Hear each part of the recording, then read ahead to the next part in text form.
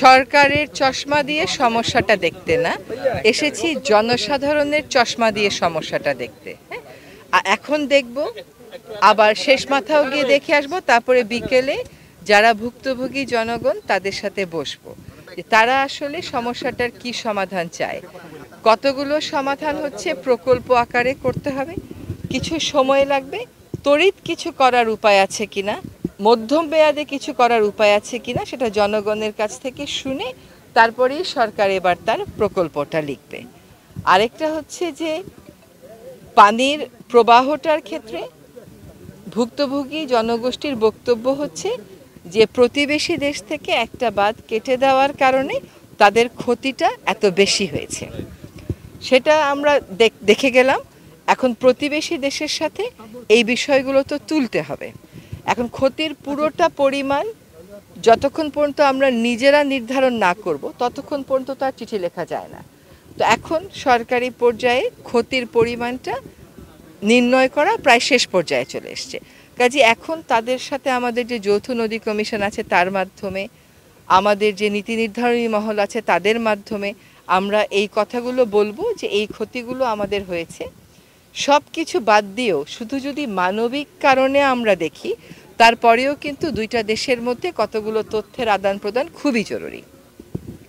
একটা হচ্ছে বৃষ্টিপাতের পরিমাণ, একটা হচ্ছে অভিন্ন নদীতে তারা কি উজানের দেশ হওয়ার কারণে তারা কি স্ট্রাকচার করেছে যেগুলো আমাদেরকে জানায়নি, তারা কোন কোন স্ট্রাকচারের মাধ্যমে নদীগুলোর পানির প্রবাহ নিয়ন্ত্রণ করছে, এবং পানি যখন বেড়ে যায় তখন আমাদেরকে তারা যেন জানায়। আপনারা জানেন যে এখন মাত্র 8টি নদীতে আমাদের শুধুমাত্র একটা বিষয়ে পানির প্রবাহের বিষয়ে চুক্তি আছে, অন্য বিষয়ে চুক্তি নেই।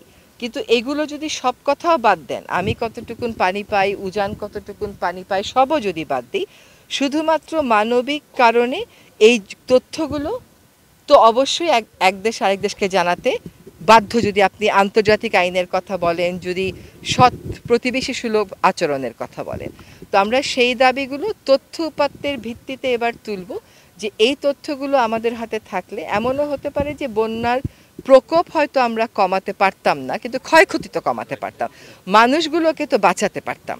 তো এইটা সৎ প্রতিবেশী সুলভ তখনই হবে যখন এই তথ্যগুলোর ব্যাপারে আমরা একটা ঐক্যমতে আসতে পারবো, যে ওইখানের বৃষ্টিপাত কি পরিমাণ হচ্ছে, ওইখানে তারা অভিন্ন নদীর উপর কি কাঠামো করেছে এবং পানি নিয়ন্ত্রণ করার জন্য সেই কাঠামোগুলো ব্যবহার করছে, ওইখানে পানি কতটুকুন বেড়ে গেলে ওরা ছেড়ে দেবে, এটা যদি আগে থেকে আমাদেরকে জানায় তাহলে অন্তত আমরা ক্ষয়ক্ষতিটা কমিয়ে রাখতে পারতাম।